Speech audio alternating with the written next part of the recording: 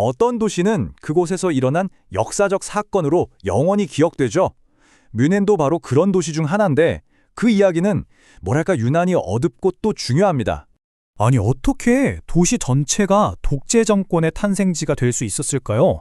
이번 시간에는 활기 넘치는 바이에른의 도시, 이 뮌헨이 어떻게 나치당의 요람이 되었는지 그 특별했던 배경을 한번 자세히 파헤쳐 보겠습니다. 나치즘이 어떻게 부상했는지 제대로 이해하려면 시간에 좀 거슬러 올라가야 해요.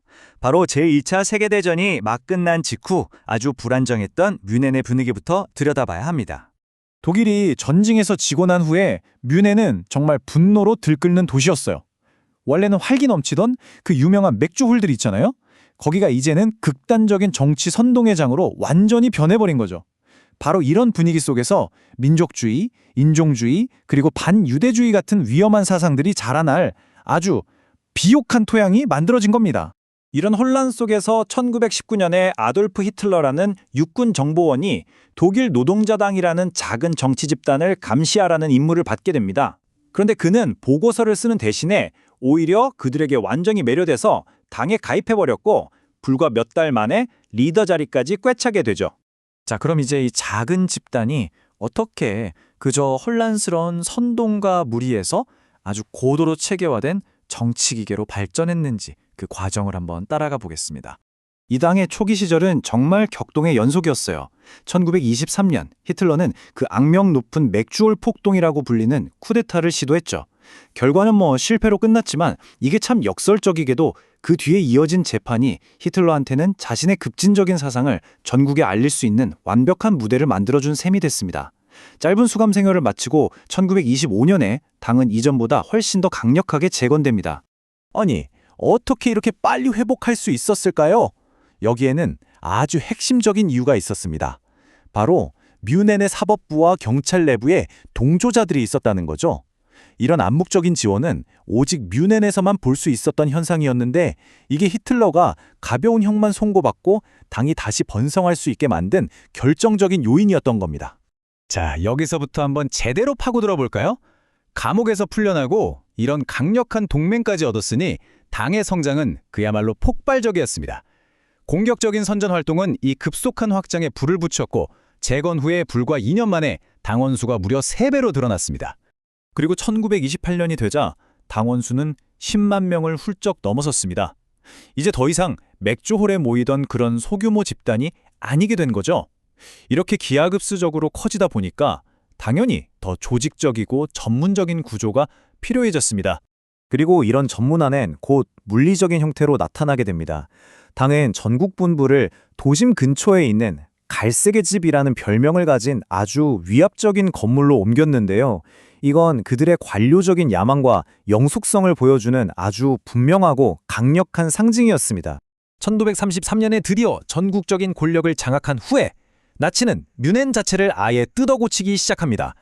도시 전체를 자신들의 이데올로기를 위한 거대한 무대로 바꾸기 시작한 거죠.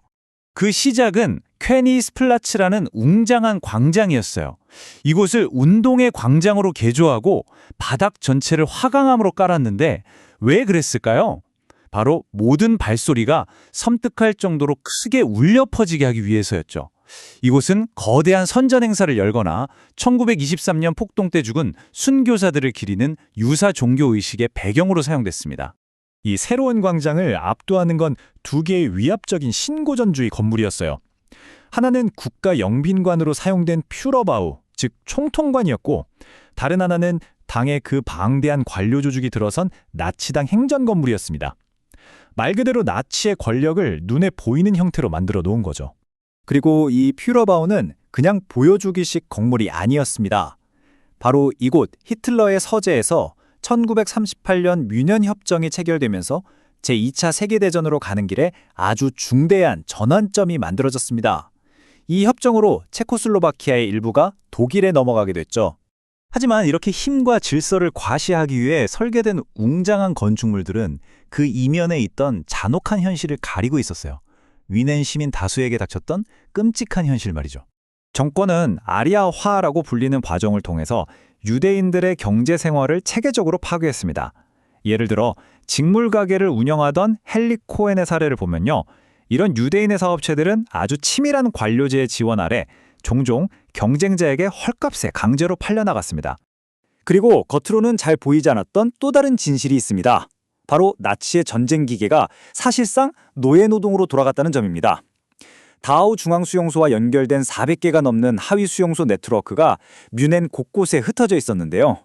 심지어 사람들 눈에 잘 띄는 곳에서도 수감자들은 주요 산업을 위해 강제 노동을 해야 했습니다. 자, 그럼 마지막으로 전쟁이 끝난 후에는 어떤 일이 일어났는지 한번 살펴보겠습니다. 천년 제국의 수도가 되도록 건설되었던 이 도시는 과연 어떻게 되었을까요? 전쟁 후의 현실은 아주 극명한 대조를 보여줍니다. 당본부였던 갈색의 집처럼 정권의 일부 상징물들은 연합군의 폭격으로 파괴되었지만 다른 많은 건물들은 살아남아서 도시의 일부로 다시 흡수됐습니다. 예를 들면 히틀러의 그 웅장했던 영빈관은 지금 음악대학이 됐고 그의 개인 아파트는 경찰서가 되었죠.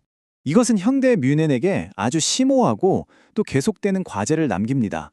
역사가 단지 책 속에만 있는 게 아니라 도시의 거리와 광장 곳곳에 이렇게 물리적으로 새겨져 있을 때 도시는 그 과거를 어떻게 마주해야 할까요? 이건 오늘날까지도 뮌헨이 계속해서 씨름하고 있는 질문입니다.